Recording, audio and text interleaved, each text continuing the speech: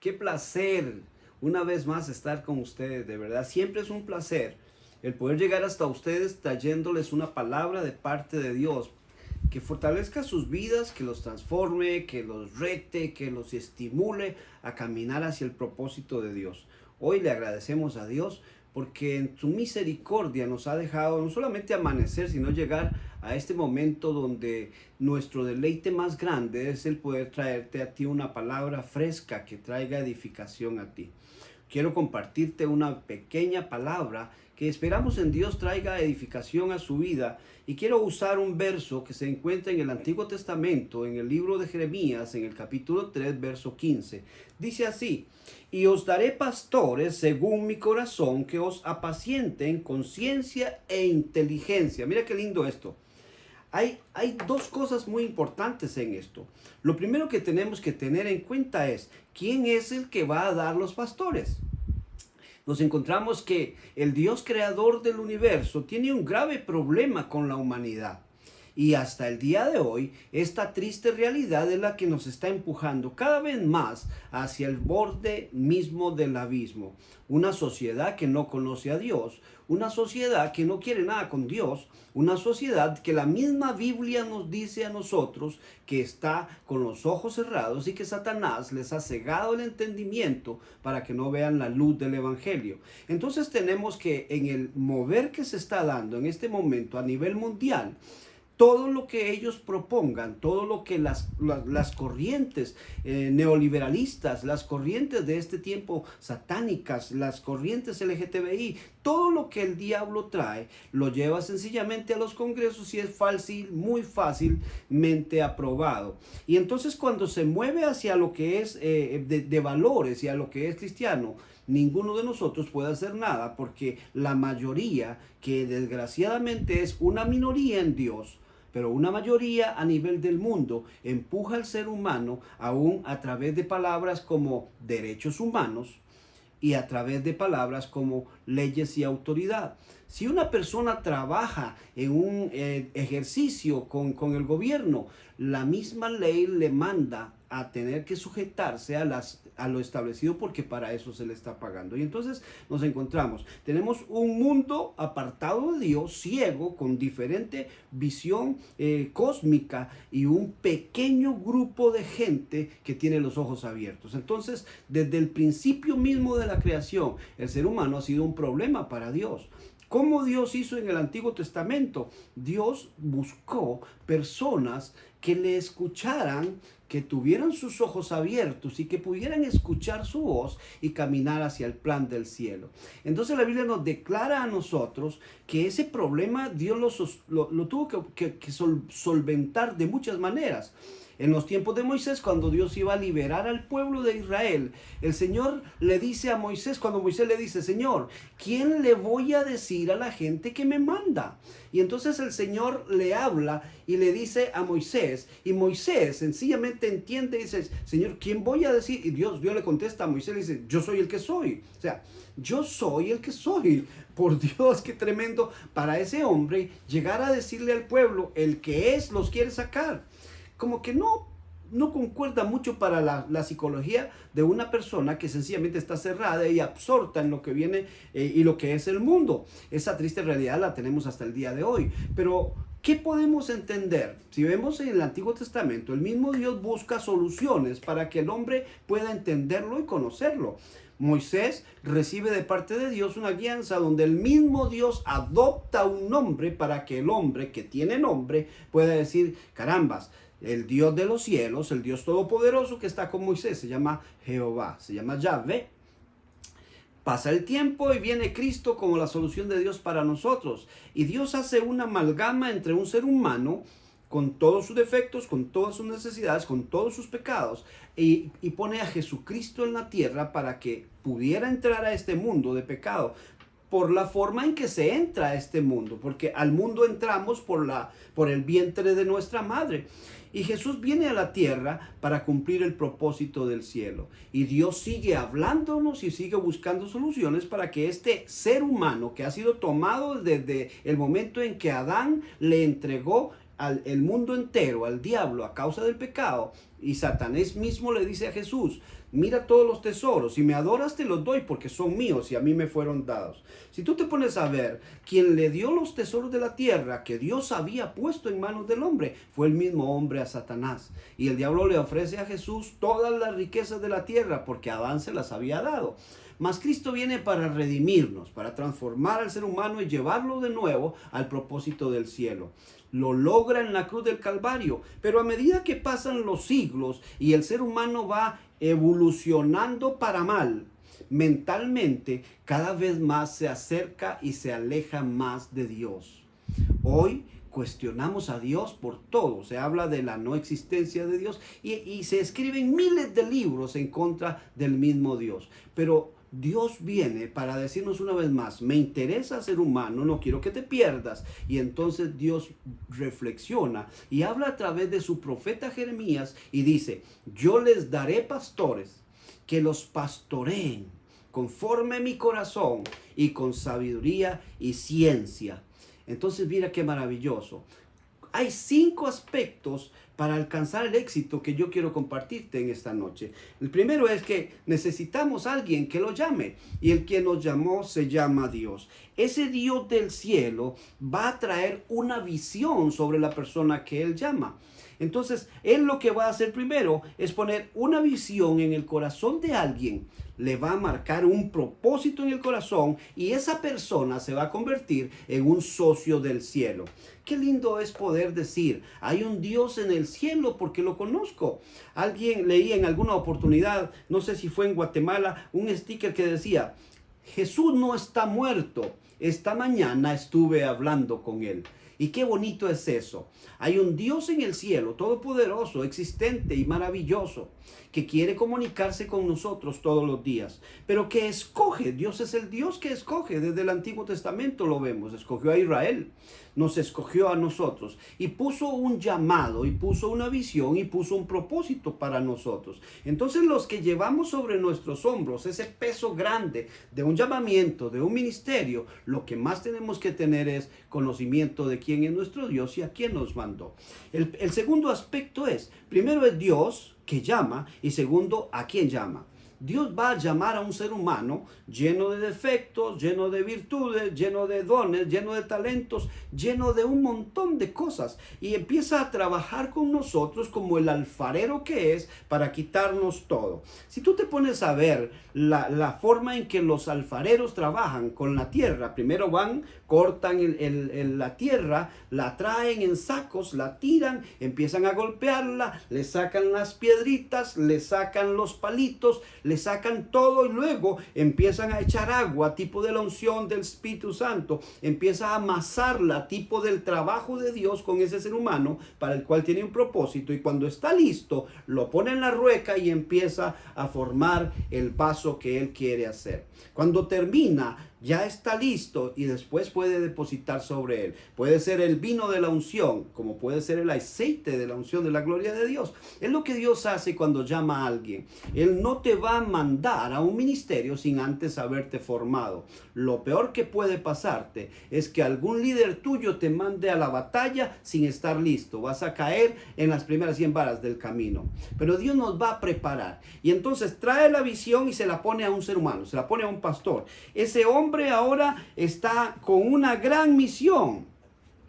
Tiene que luchar para que los planes de Dios se formen. Y lo primero que tiene que hacer es hacer discípulos. Jesús nos dice en Mateo, en el capítulo 28, dice, vayan por el mundo y hagan discípulos. Mi hermano amado, déjeme decirle algo. Hoy muchos pastores han perdido el norte de lo que Dios nos mandó a hacer. Y pensamos que Dios nos mandó a llenar templos con gente. No, Dios no te mandó a llenar templos con gente. Dios nos mandó a hacer discípulos. Y un discípulo es uno que sigue las pisadas de su maestro y que le llega y le alcanza al nivel que él tiene para desarrollar en su vida. Jesús escogió a 12, pero de 120 que tenía se quedó con 12. No te asustes de que de pronto tengas nomás 10 para hacer. Si lograste formar 10 discípulos, eres un formador exitoso de liderazgo. Dios nos ha mandado a ser discípulos. Y si logramos hacer un discípulo que se multiplique en otro, entonces la iglesia sigue avanzando y seguimos siendo efectivos en el trabajo del reino de Dios.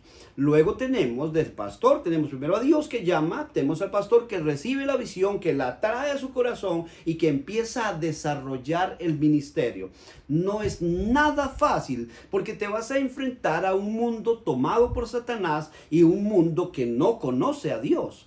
Nos vamos a convertir en esos extraterrestres que traen un mensaje que no concuerda con el tiempo ni el espacio, pero que transforma al que lo escucha. Bendito sea Dios. Y entonces, en ese trabajo entramos en el tercer factor. ¿Cómo alcanzamos el éxito? Tenemos un Dios que llama, tenemos un pastor que busca, tenemos un pastor que persevera, tenemos un pastor que guerrea, tenemos un pastor que limpia los aires, tenemos un pastor que escucha, tenemos un pastor que agarra a esa ovejita que se convierte en el cuarto aspecto, a esa persona, y empieza a formarlo.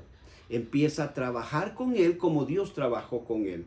Luego, ¿qué se ocupa de esa persona? Se ocupa formarlo en lo que Dios quiere para su vida. El mayor éxito de un pastor es multiplicarse en otro, es poner en la mente de aquel: Dios quiere hacer esto contigo. No es algo temporal ni pasajero. Dios quiere formarte, consolidarte y que eches raíces en un plan tremendamente poderoso como es el plan del cielo. Y el privilegio más grande que puedas tener es ser socio del Dios de los cielos.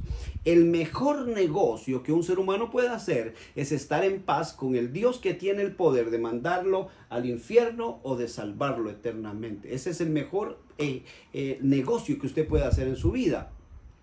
Entonces nos encontramos que ya tenemos personas que van con la visión del pastor a luchar por lo que Dios mandó hacer. Muchos son los llamados, pero muy pocos son los escogidos, dice la palabra de Dios. Dice que ese tipo de liderazgo que tenemos que escoger tiene que ser como aquellos 3 jóvenes valientes, Sadrach, Mesach y Abednego, que encontramos en el Antiguo Testamento cuando Daniel estaba en Babilonia. 3 muchachos inclaudicables. ¿Cuáles son las características del líder que buscamos? Que sea fiel, que reconozca el ministerio que los lleva hacia adelante, que sepa que sin ese no alcanza, porque es lo que Dios escogió para llevarlo hacia su propósito, y que camine en fidelidad, que no importe lo que venga, que esté ahí frente a lo que el Señor tiene a través de su ministro.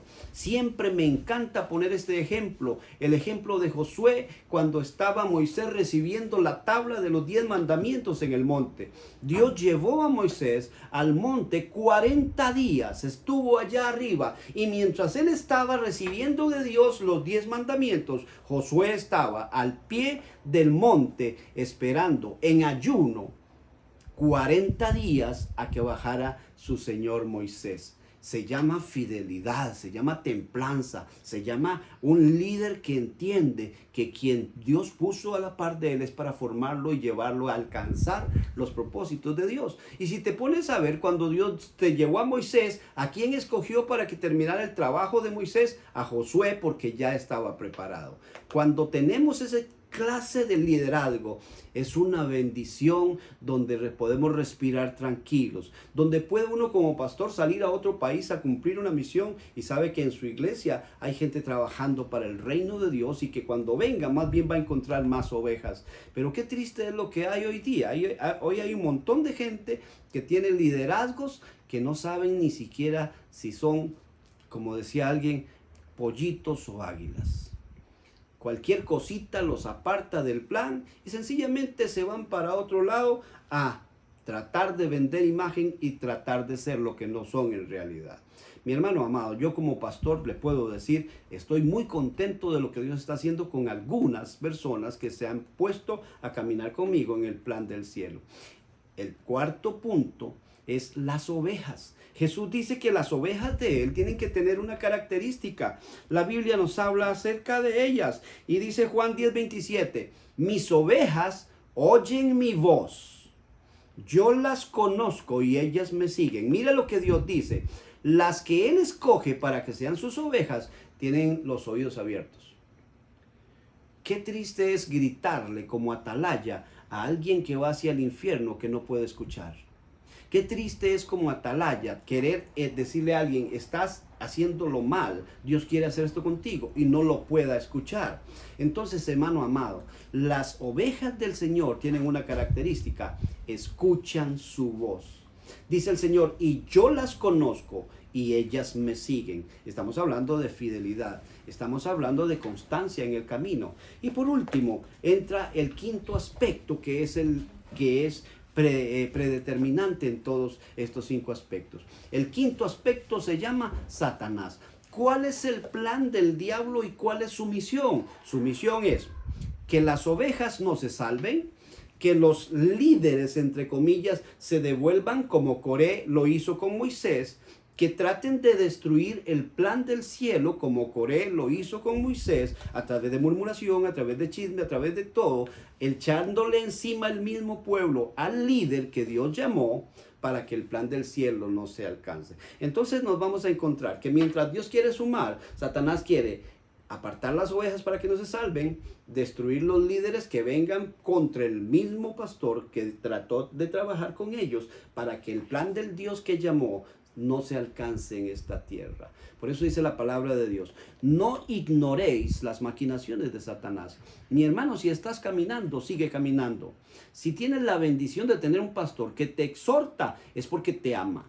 Si tienes la bendición de tener un pastor que te escucha, que te ama, dice, conforme mi corazón. Hermano, un pastor que ame las ovejas, un pastor que huela a oveja, que sea accesible a las ovejas. Hoy tristemente hay pastores que ni siquiera conocen a las ovejas, que nunca han estado con ellos, ni tomándose un café, ni riendo, ni llorando.